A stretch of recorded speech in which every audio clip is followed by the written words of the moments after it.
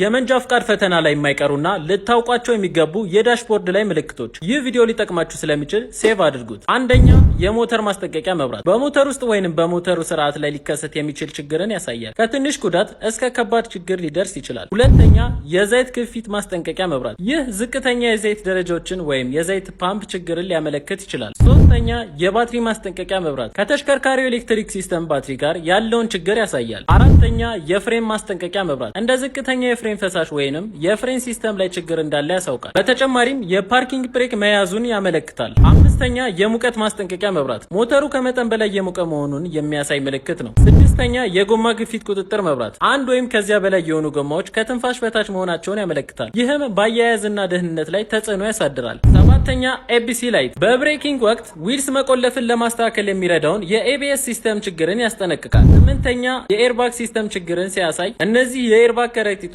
አደጋ ውስጥ እንዳይገቡ ይከላከላል። ዘጠነኛ፣ የመቀመጫ ቀበቶ ማስታወሻ መብራት ይህ ደግሞ የመቀመጫ ቀበቶ እንዲያስሩ ያስታውሳል። አስረኛ፣ የመጎተት መቆጣጠሪያ መብራት ይህ የትራክሽን መቆጣጠሪያ ስርዓቱ ንቁ መሆኑን ያሳያል። በተጨማሪም ተንሸራታች ቦታዎች ላይ የዊልስ ሽክርክሪትን ለመከላከል ይረዳል።